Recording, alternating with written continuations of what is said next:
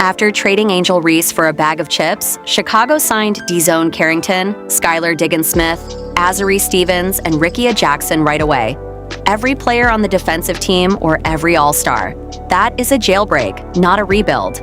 Online, Reese's supporters are calling on the team that gave her number away just weeks after the deal to retire her jersey. Additionally, Ree has now made a public response.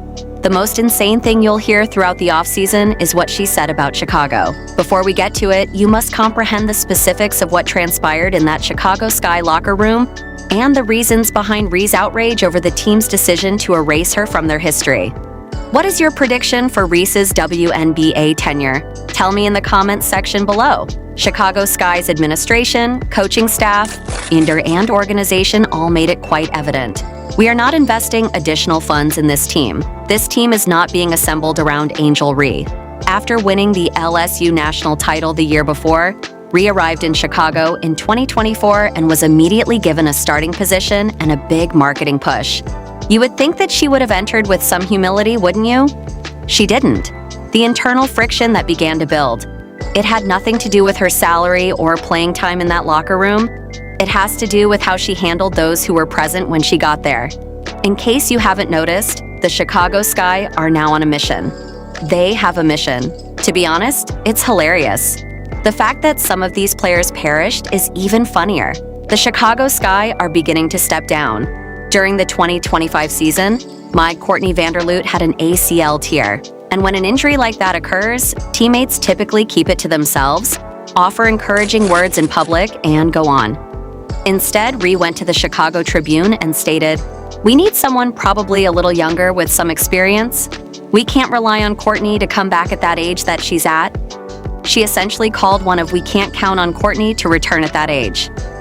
"I know she'll be a great asset for us, but we can't rely on that," Ree said, speaking aloud to a reporter while Vanderloot was still recovering. "Courtney is one of the most respected players in team history. We need someone with some experience who is perhaps a little younger, someone who has played the game, is prepared to compete for a title, and has done so in the past." By the way, Courtney Vanderloot, a two-time WNBA champion, five-time All-Star, and two-time member of the WNBA first team, departed the championship-caliber New York Liberty to assist Chicago. Oh no, oh no, oh my God, oh no. Courtney, don't worry, in a room with lockers. You don't get over that. It was heard by the other players, it was heard by the coaching staff, it was heard by all. In addition, there are Reese's personal injuries. Reporters were informed by insiders that coaches and players had observed a pattern in which Reese would sit out or go down at convenient times and then appear perfectly fine when the cameras were focused on her. Additionally, this wasn't discussed in private because people in the organization were obviously tired of defending her by the time these stories started to spread. Then the season came to a conclusion. When Ree missed the last 3 games due to a back ailment. This would have been entirely normal. But at the same time, video of her twerking on a private plane to Las Vegas appeared. So do what you will with that. The most significant long-term player on the team, Camila Cardozo, the starting center for the Sky, allegedly left on Ree at some time throughout the season. Your core literally leaves the situation when she becomes extremely irritated. There isn't a personality conflict there. That is an assessment of an individual. The most unpleasant aspect of Camila Cardozo's performance last night was witnessing her clearly losing faith in her team. Take a look at this. Take a look at this. Cardozo Camila literally approaching the bench of the New York Liberty. "Hey Brianna, Sabrina, scoot over a little bit. Let me take a seat. Hey Sandy, is there any room on the bench for me? Can you guys use an extra player? Can I switch jerseys and see how I fit on this team?" Ree was suspended by the Sky in September 2025 for his detrimental behavior to the team, which is the closest a franchise can get to having one of their own marketed players. Additionally, the organization had obviously been recording issues for months prior to making this choice, so it was not a hasty one. In response, Reese told the Tribune that she might have to change course and do what's best for me. This is a very audacious demand from a player whose team had punished her. Oh no, Angel Reese found serenity. This Yahoo Sports piece about Angel Ree didn't hold back at all. It appears to have been on site. The group was unable to tolerate her. Cancer in the locker room. Now that Angel Ree is gone, the locker room is doing backflips.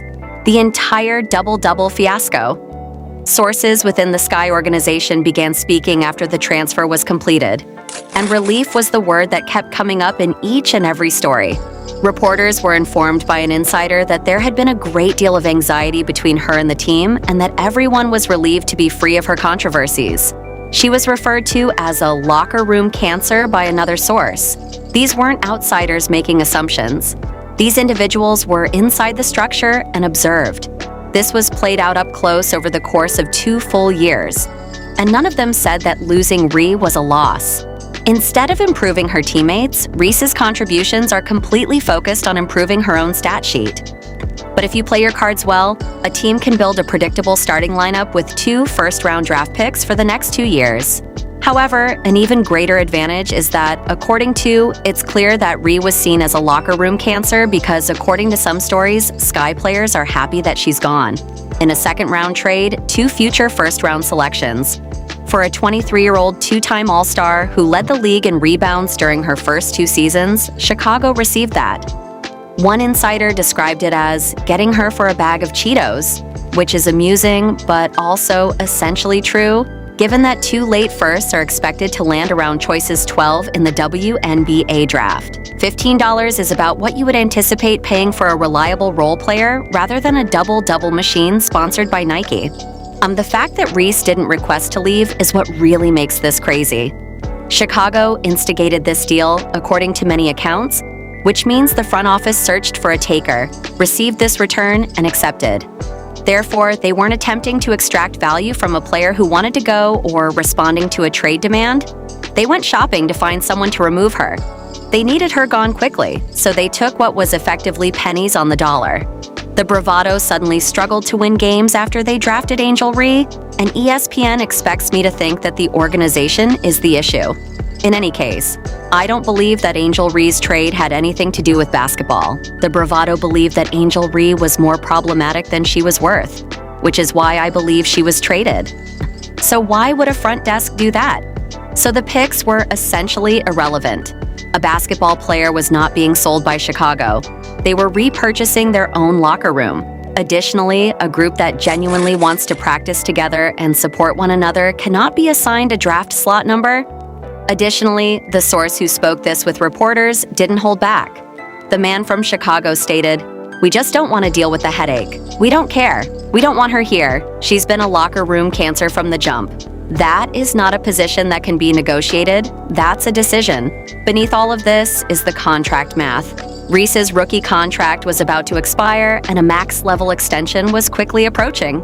My Chicago had to decide whether to move the player while there were still assets to be collected, or devote significant long-term financial resources to a player who had broken her own locker room.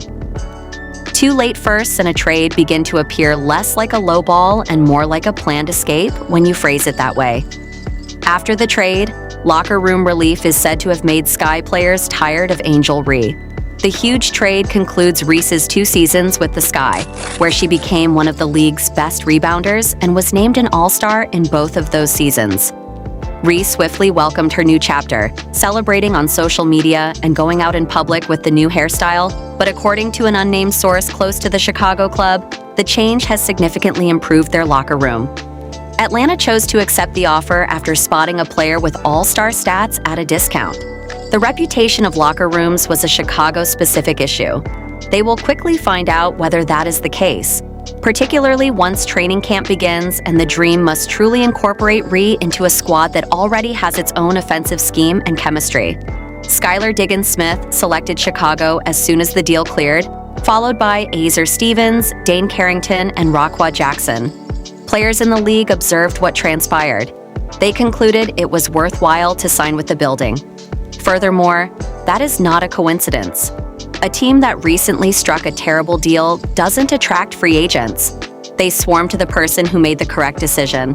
Will the Chicago Sky win twice as many games as they did the previous season? With some of these acquisitions, are they currently a sneaky playoff team? People, this is Skylar Diggins. What a fantastic player Skylar Diggins is. After a messy split, most franchises go silent. They released a dull press release expressing gratitude to the player for her contributions. Let the dust settle, and perhaps kept the number out of circulation for a year. None of that was done by Chicago. You can tell how much they wanted Reese gone by the speed with which they constructed what they did without her. A few weeks after the deal cleared, the Sky signed. Despite having alternatives throughout the league, former All-Star point guard Skylar Diggins-Smith opted for Chicago.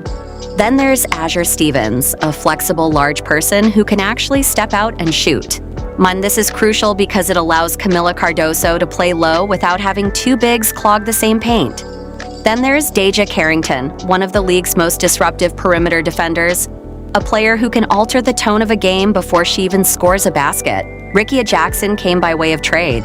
Thus, in a single offseason, Chicago transformed from a team unable to maintain their own locker room to one that free agents actively sought. It's not a coincidence.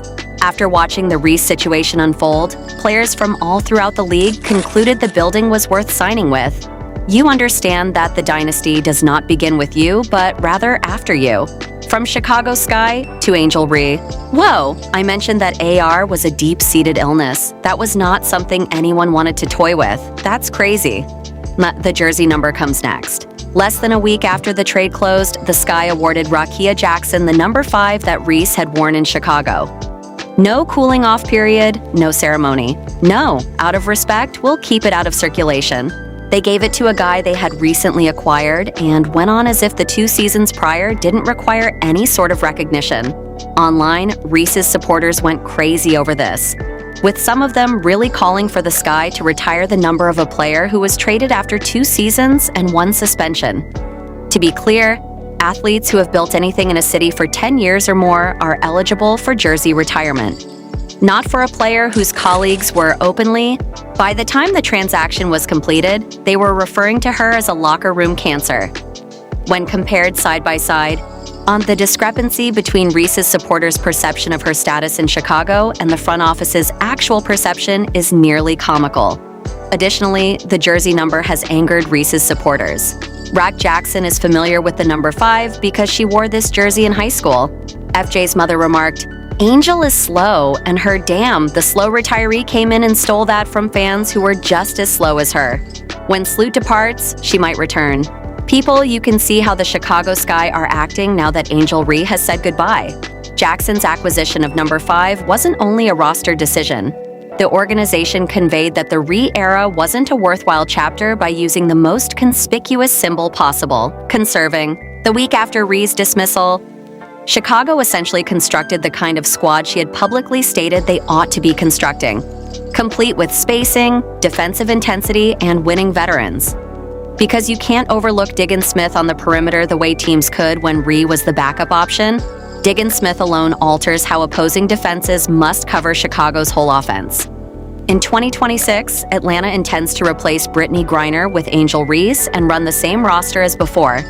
That really is it. The Indiana Fever, who were missing several players due to injuries, notably Caitlin Clark, who missed part of that series due to a groin ailment, ended the dream in the first round of the 2025 playoffs. After considering that outcome, Atlanta's front office determined that a paint-clogging rebounder with a known locker room issue was just what they needed. And on paper, the Atlanta Dream now appears to be a squad. With Brittany Griner, Ryan Howard, Alicia Gray, and now the best rebounder in the league, Atlanta should have won, and I believe they went 30-14 in the previous season. Atlanta ought to be a contender for the championship. However, I'm really skeptical since I believe that Angel Reese has been added to that locker room as a poison and toxin. Ryan Howard is a solid offensive player, and Alicia Gray can score. Weapon. The Dream weren't a poor team per se, but a first-round loss to a feverish, shorthanded club tells you exactly how far Atlanta is from being a contender. Reese's 18% three-point shooting in 2025 means opponents can just sag off her entirely, pack the paint, and challenge her to beat them from the perimeter. Thus adding Reese doesn't lessen that gap. She refuses to. When her entire strategy is offensive. Rebounds and putbacks, which is actually helpful, but it doesn't open up driving lanes or provide Gray or Howard a fresh opportunity. This roster still includes Brianna Jones. Reese and Jones are now playing together in Atlanta's front court, making it impossible for either player to shoot. Additionally, neither of them must be guarded by opposing defenses farther than 8 feet from the hoop. Howard and Gray require space to function. Additionally, 2 bigs are currently occupying the precise area they require to descend. Despite her limitations at this point in her career, Grier at least offered some post variety and a distinct attacking threat. That's not what Reese brings. Chicago's entire organization was relieved to ship out her reputation and volume rebound. However, this is what I would advise the young women you described, her new colleagues in Atlanta. She's going to grab the rebound, grab another rebound, grab another rebound, and so on. So prepare to extend your hands like this and never get the ball. And in this way, I'm simply fascinated by this. And Scap, I'm going to start this season by watching some of Atlanta's best moments. I'm going to observe those teammates' body language when that occurs. Contrast that with what Indiana is constructing in relation to Caitlin Clark. Lexi Hall defends and spreads the floor. Aaliyah Boston is a talented post player who can play without the ball. Sophie Cunningham and Kelsey Mitchell both fit around Clark's style of play and move without the ball. No one on that roster is asking for touches at positions where Clark excels. Furthermore, that is not an inadvertent roster construction. When a front office truly comprehends how their finest player functions, it looks like that. In exchange for a player who shoots 18% from three, Atlanta gave up 2 first-round picks. Her previous team was so eager to trade her that they took what one source described as a bag of Cheetos. Chicago will eventually regain control of those picks. Thus, the Dreams are subsidizing the rebuilding of the skies while taking on all the danger associated with the locker room. And Chicago is in a much more comfortable position to watch it happen. I believe, Angel Ree, pay close attention. With the Atlanta Dream, you had better make the most of your chance. All right? Alicia Gray and Ryan Howard are playing beside you. Every one of them is a star, 20-point total for each game. And all you need to do is play the part you were destined to play. Ree responded publicly to the punishment, her teammates branding her a locker room cancer, and Chicago giving her number to Ricky Jackson without hesitation. She referred to herself as the true Chicago GOAT. She wasn't a fantastic player and didn't give it her all for 2 seasons. The GOAT, the best player of all time for a team that moved her away for 2 late first-round picks and a second-round exchange following a suspension and 2 years of drama that her own colleagues were eager to discuss as soon as she left. After all of that, the confidence needed to speak that aloud is truly remarkable. The players want to go there now that Angel is no longer there. Becoming unsightly. It's becoming ugly. As they say, it's getting late early. I told you that the illness was eradicated. Chicago is now headed in the right direction thanks to Angel Reese. A bag of Cheetos, according to one source, is not typically exchanged for GOATs. In professional sports, franchise legends simply don't operate like that. There was no shipment of Michael Jordan for a second-round swap. Diana Taurasi's locker room couldn't stand her. Thus, she wasn't moved. When a team truly considers a player to be their best player ever, they don't reveal her number within a week of the trade and then sign 4 prominent players without her before the offseason is even halfway over.